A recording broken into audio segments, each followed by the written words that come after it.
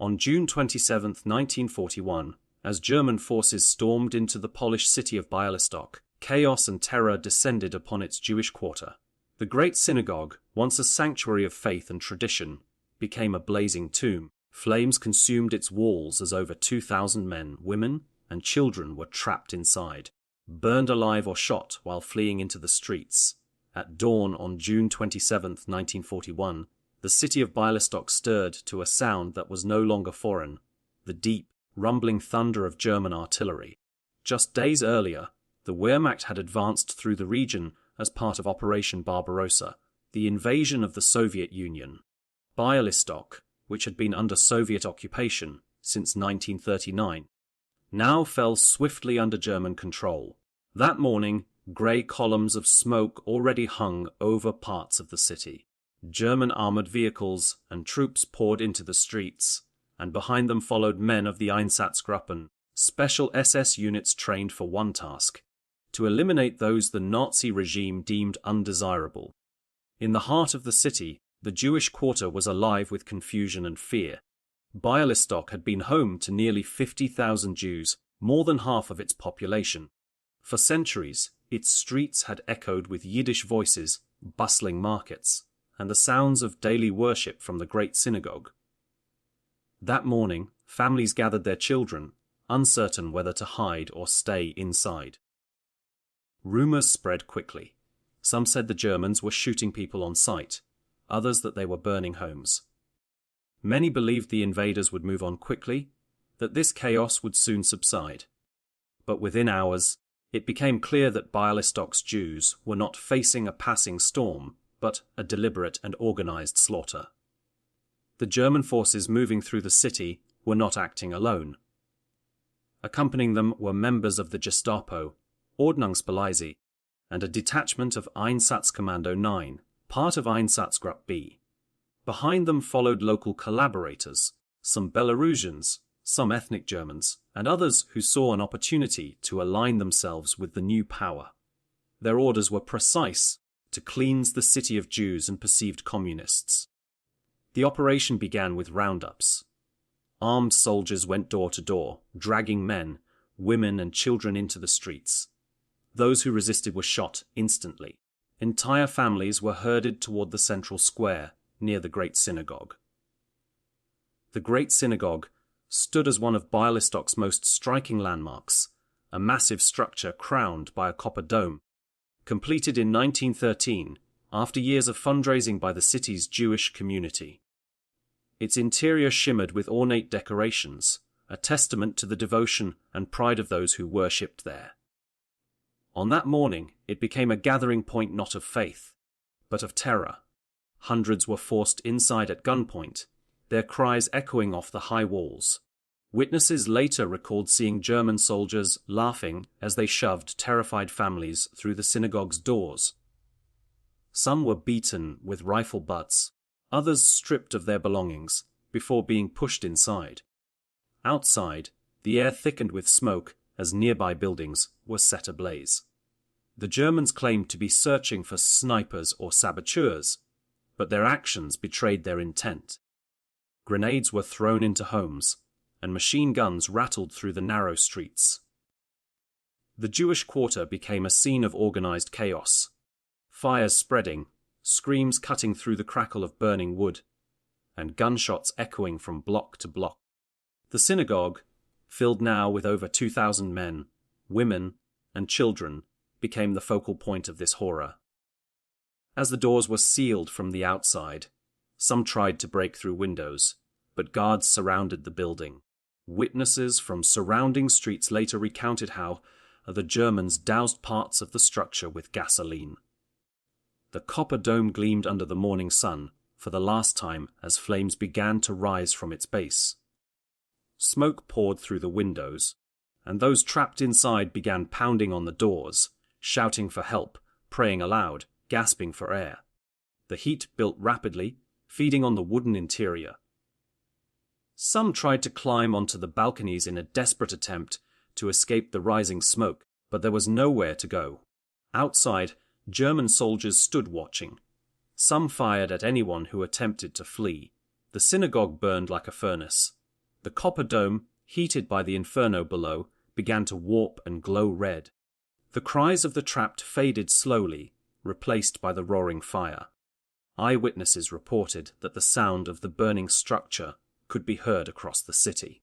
For hours, the flames devoured everything inside: the wooden pews, the Torah scrolls, and the bodies of the trapped congregation.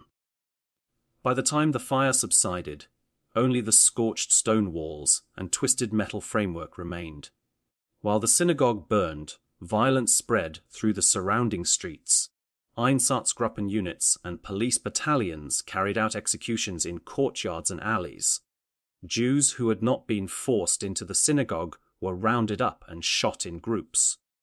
Others were driven toward the Bialystok River, where they were gunned down at the water's edge. German officers directed the killings methodically, sometimes pausing to take photographs. The massacre was not a moment of spontaneous rage. It was a calculated act, one of many carried out across Eastern Europe during the early months of the invasion.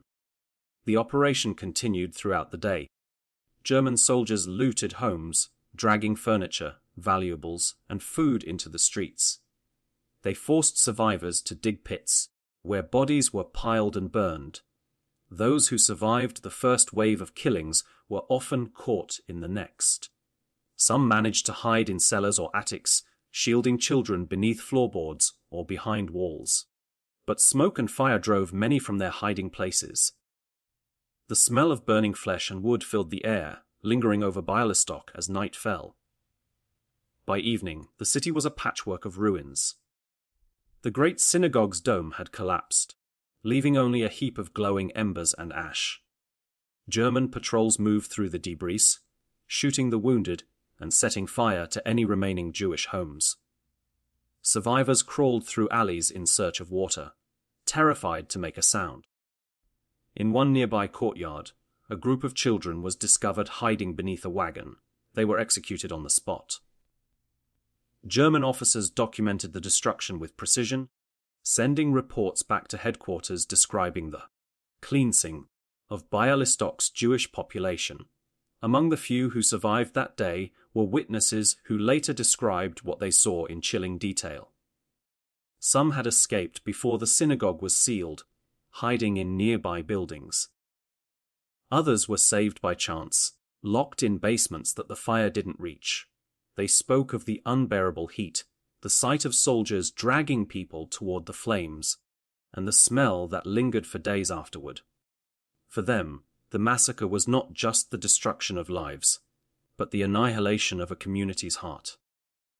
The Great Synagogue, once the spiritual center of Bialystok Jewry, had been transformed into a symbol of Nazi brutality. The massacre did not end with the burning. Over the next several days, the Germans continued to hunt down survivors. Einsatzgruppen reports recorded the number of Jews executed, estimating that more than 2,000 were killed during the first day alone. Others were deported in the following weeks to labor camps or forced into a newly established ghetto. Those who remained alive were confined within the boundaries of the Bialystok Ghetto, created in August 1941, where starvation, disease, and continued executions awaited them. The destruction of the Great Synagogue was part of a broader pattern that unfolded across Eastern Europe in the summer of 1941. As German forces advanced, similar massacres took place in dozens of cities and towns. The Bialystok atrocity was among the earliest large-scale acts of mass murder by fire, an ominous precursor to the extermination policies that would later define the Holocaust. At the time, the use of gas chambers had not yet become systematic. The killings were carried out through bullets and flames. What happened in Bialystok foreshadowed the horrors that were still to come. In the days following the massacre, the city's landscape was unrecognizable. The Jewish quarter lay in ashes, its streets littered with rubble and bodies. German authorities ordered the remains of the synagogue to be cleared. Local laborers were forced to remove debris and charred corpses, dumping them into mass graves on the outskirts of the city. The copper dome, once a gleaming landmark, was torn apart for scrap.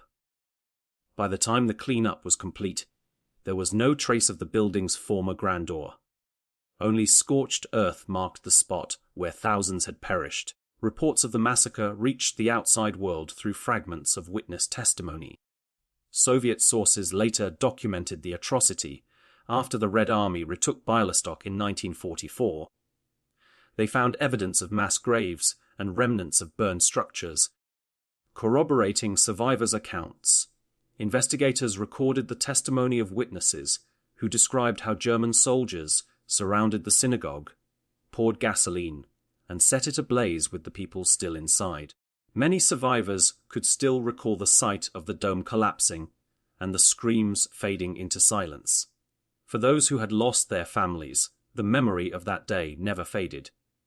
After the war, survivors who emigrated to Israel, the United States, and other countries continued to tell the story of June 27, 1941, ensuring that the massacre at the Great Synagogue would not vanish into obscurity.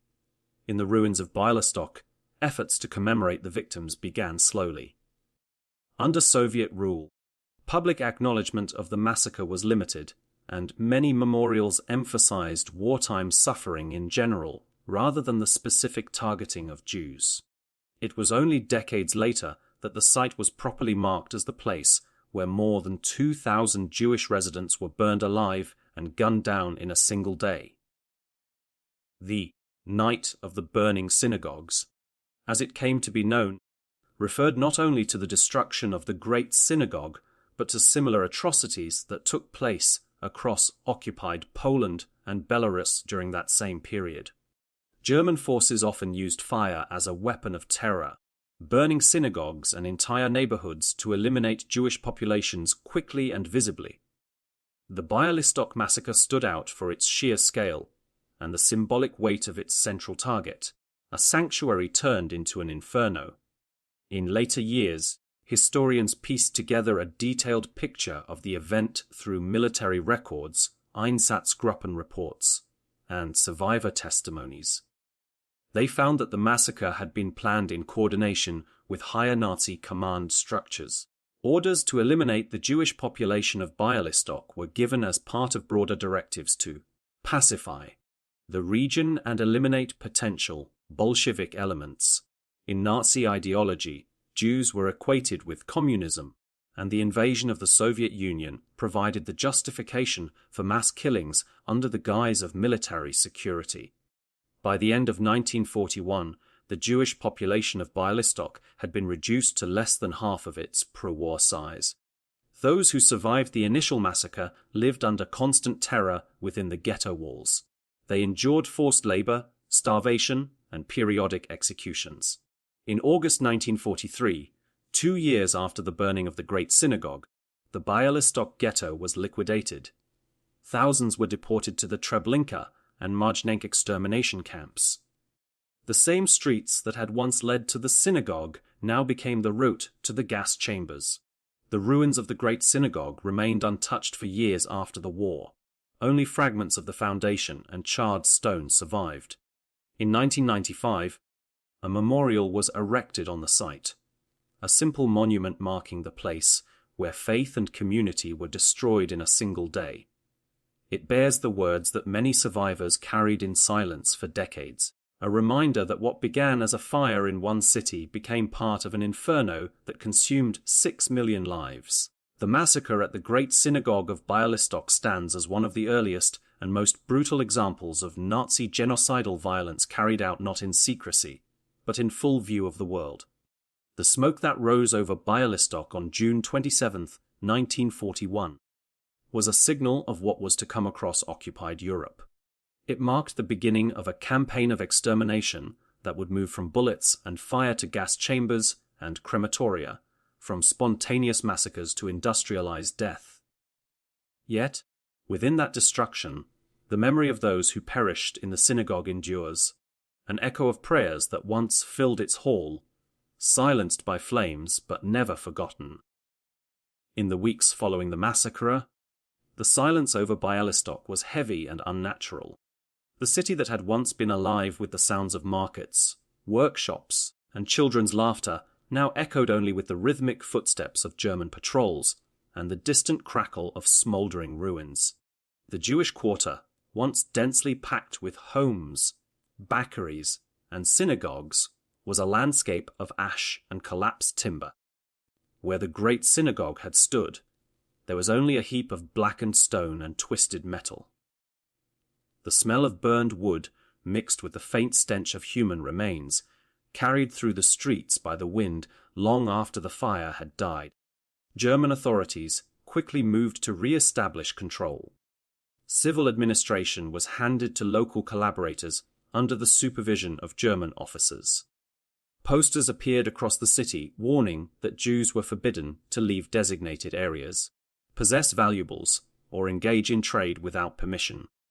Those who disobeyed were subject to immediate execution. Surviving Jews were ordered to report for registration, and those who failed to appear were hunted down. Within days, thousands were herded into makeshift holding areas near the city centre, where they were divided by age, gender, and occupation. Families were torn apart in minutes, with husbands sent one way and wives another, children crying as they were pulled from their parents' arms. The Germans sought to exploit whatever labour remained.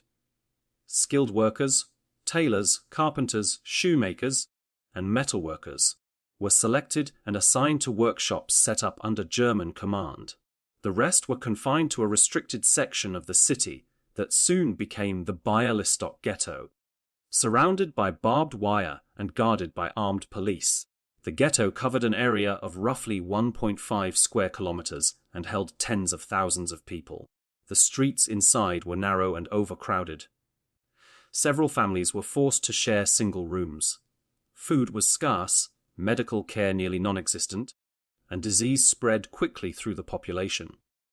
Despite the conditions, some sought to preserve fragments of normal life.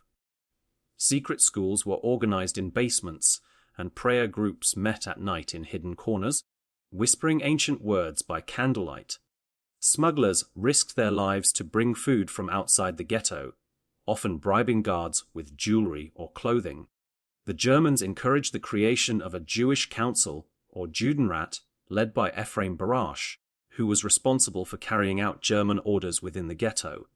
Barash tried to use his position to delay deportations and protect as many lives as possible, though his power was limited to the will of the occupiers. Throughout 1941 and 1942, the ghetto lived under constant fear of raids. At dawn, trucks would arrive without warning, and soldiers would storm through the streets, rounding up people for resettlement. The word became synonymous with death. Most of those taken were never seen again. They were transported to killing sites outside the city or sent to concentration camps across occupied Poland. Rumors of mass shootings in nearby forests spread quickly, whispered among those who dared to speak of them. Outside the ghetto, German forces and their collaborators continued their campaign of extermination across the region. Einsatzgruppen units carried out executions in villages surrounding Bialystok, targeting Jews, Roma, and anyone accused of aiding partisans. Entire communities were wiped out in a single day. The methods were often the same: roundups, forced marches, gunfire, and fire. In many towns, synagogues were burned as symbols of Jewish faith and identity. What had begun in Bialystok became a model for similar massacres that followed. Inside the ghetto, starvation became an everyday reality. German authorities issued minimal food rations, barely enough to survive.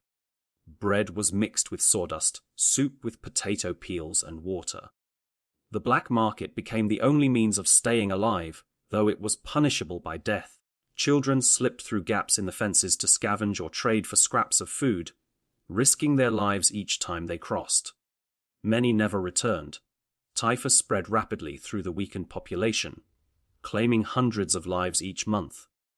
By 1942, rumors reached Bialystok of extermination camps where Jews were being killed in gas chambers.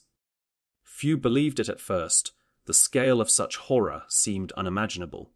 But as deportations continued and trains left the city loaded with people who never came back, the truth became undeniable.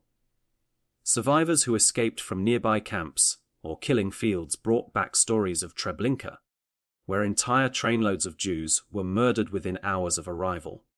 Fear turned into a desperate determination to resist. Underground groups began to form within the ghetto. Small circles of young men and women met secretly to discuss escape plans and collect weapons. They knew their chances were slim, but they refused to die without a fight. Among them were members of the Hashomer Hatzair and Dror movements, Jewish youth organizations that had turned to armed resistance under Nazi rule. They gathered stolen grenades, knives, and makeshift explosives, hiding them in workshops and beneath floorboards. They communicated with partisans in the surrounding forests, seeking support for an eventual uprising. In early 1943, the ghetto's population had dwindled sharply from disease, executions, and deportations. Still, around 30,000 people remained, clinging to the fragile hope of survival. On August 15, 1943, German forces surrounded the ghetto with tanks and soldiers, sealing every exit. Loudspeakers ordered all residents to gather for resettlement. Few believed the lie. Within hours, the first shots rang out as Jewish fighters launched an armed revolt. They attacked German patrols with Molotov cocktails and grenades, setting fires to block their advance. Smoke once again filled the streets of Bialystok, but this time it rose from the flames of defiance rather than surrender. The resistance fought fiercely for several days, but their weapons and ammunition were limited. German reinforcements poured in, using artillery and flamethrowers to crush the uprising.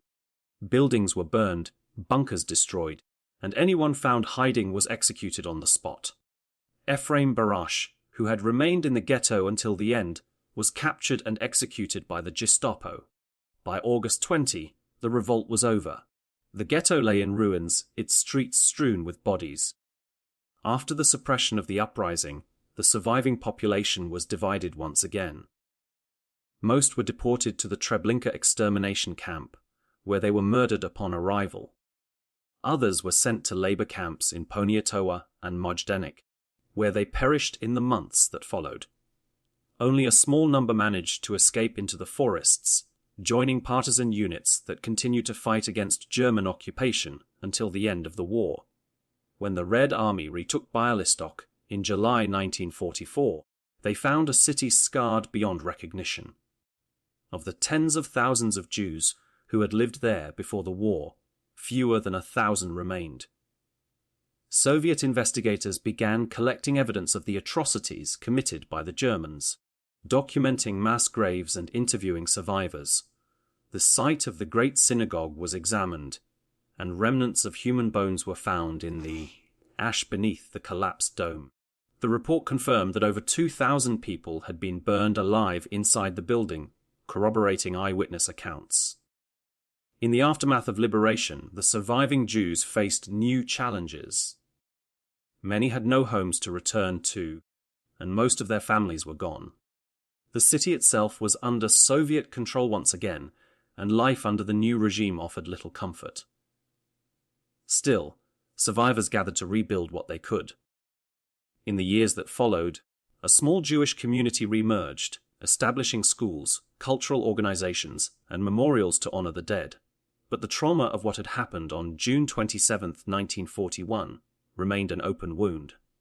During the immediate post-war years, trials were held in Poland and Germany against some of those responsible for the massacre.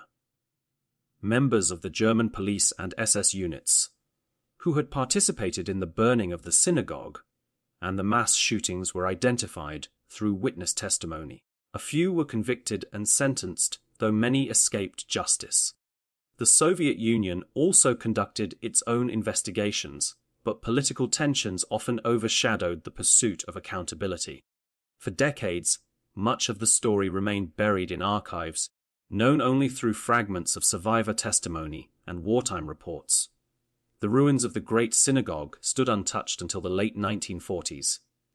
Eventually, the remaining walls were cleared and the site became an empty lot. Under communist rule, official memorials rarely mentioned the Jewish victims by name. It was only after the fall of the Soviet Union that the true history of the massacre began to be publicly acknowledged. Survivors and their descendants returned to Bialystok to place stones and plaques at the site, each one engraved with the names of lost family members. In 1995, a permanent monument was erected on the exact spot where the Great Synagogue once stood. It was designed to mirror the shape of the dome that had collapsed in the fire, symbolizing both destruction and remembrance. The names of the victims were etched into the stone base, and an inscription told the story of the massacre that had once consumed the heart of the city. Each year, on June 27, ceremonies are held at the memorial, attended by locals, historians, and descendants of the victims. Candles are lit, prayers are recited, and the silence that follows carries the weight of the voices that were lost. As decades passed, historians continued to uncover new details about the events of that day. Archival documents revealed that the massacre had been meticulously coordinated by the German army and SS units under the command of the Einsatzgruppen. It was part of a systematic effort to eliminate Jewish populations across the newly occupied territories of the Soviet Union. Similar atrocities took place in Grodno, Minsk, and hundreds of smaller towns, often using fire as both a weapon and a spectacle. The burning of synagogues served a dual purpose: to kill and to erase the symbols of Jewish culture and faith. Bialystok's tragedy became one of the earliest and most thoroughly documented examples of this pattern. Survivor testimonies recorded after the war captured the depth of suffering and the destruction of an entire community in a single day. Their accounts form the foundation of historical understanding about the transition from localized massacres to the industrialized extermination that would later define the Holocaust. The burning of the Great Synagogue showed that mass murder could be carried out not in hidden camps, but in open view, in city centers with the smoke visible for miles. The few who lived to tell the story dedicated their lives to remembrance. They spoke at schools, wrote memoirs, and participated in trials against former Nazis. Some preserved fragments of burnt prayer books or melted menorahs recovered from the ruins, keeping them as sacred relics. These artifacts, displayed in museums across Poland and Israel, stand as tangible links to the lives that ended in the flames. In the decades following the war, Bialystok transformed. The city was rebuilt under Soviet rule, its streets widened, its architecture modernized. Factories rose where old neighborhoods once stood. Yet beneath the concrete and steel lay the buried remains of its Jewish past. The memory of the Great Synagogue lingered in the stories passed down by the elderly, in photographs preserved by emigres, and in the names inscribed on memorial stones scattered across cemeteries in Poland and abroad. Today, the site of the Great Synagogue remains a place of solemn remembrance. Visitors stand before the monument and imagine the towering dome that once rose above the city. They read the inscriptions and recall the day when over 2,000 people were trapped inside as flames engulfed them. The echoes of that moment still reverberate through time, a reminder of the cruelty that human hands can unleash and the resilience of those who strive to remember. The massacre at the Great Synagogue of Bialystok was not an isolated event, but a chapter in a vast campaign of destruction that spread across Eastern Europe in 1941. It marked the beginning of a process that would culminate in the genocide of 6 million Jews. For the people of Bialystok, it was the day their world ended. For history, it became one of the earliest warnings of what was to come, a warning that too few recognized in time.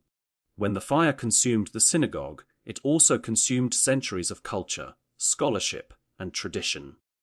Yet even in destruction, memory endured. The names of those who perished remain written in archives and memorial books, carried by descendants who continue to tell their story. Each June, as candles burn beside the memorial's stone dome, the city of Bialystok pauses to remember the day when faith was tested by fire and humanity was swallowed by its own darkness.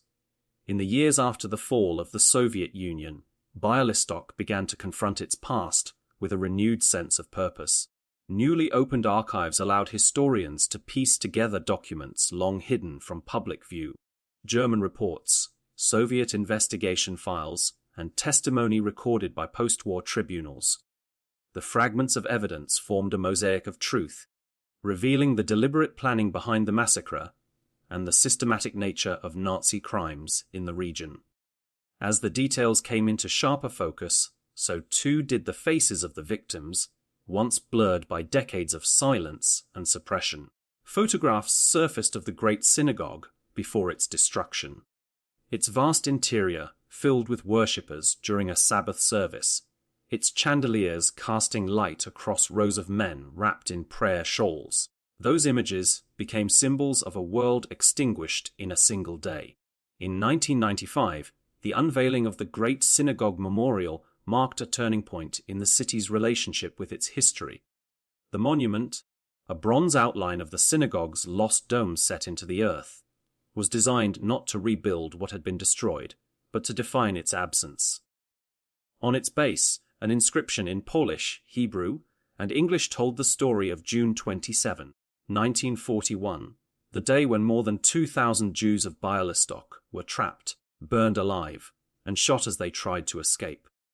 Each year since, the anniversary has drawn survivors, descendants, and residents who gather in silence around the site. The prayers spoken there are often carried by the wind through the modern streets, mingling with the noise of the living city built upon the ruins of the old. Across the world, remembrance of the Bialystok Massacre grew alongside the broader efforts to document the Holocaust. Institutions in Israel, the United States, and Europe preserved testimonies of those who survived that day and the years that followed. Yad Vashem recorded the names of victims submitted by relatives scattered across continents. In Polish archives, researchers catalogued the correspondence of German officers and Einsatzgruppen reports, linking the events in Bialystok to the chain of mass killings that swept through Eastern Europe in 1941. The massacre, once a local tragedy, became recognized as one of the earliest acts of the final solution, a moment when extermination moved from policy to practice. In Bialystok, the traces of Jewish life have all but vanished. The old quarter no longer exists. The narrow streets have been replaced by modern buildings and wide avenues. Yet beneath the pavement, the foundations of homes, schools, and prayer houses still lie buried. Archaeological work in recent decades has uncovered fragments of stone, pieces of glass, and rusted metal ornaments once belonging to the Great Synagogue. Each discovery, however small, adds to the silent record of what was lost. As the 21st century unfolded, the story of the Great Synagogue of Bialystok found new life in films, books, and educational programs. Students now walk the paths where the Jewish quarter once stood, guided by plaques that mark its boundaries.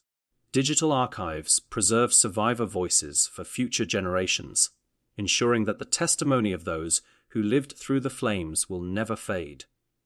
On the site of the synagogue, flowers and candles are placed throughout the year. At dusk, when the last light catches the bronze curve of the memorial dome, the reflection burns softly. An echo of the fire that once devoured the heart of a city, and a final reminder that memory endures where life was taken.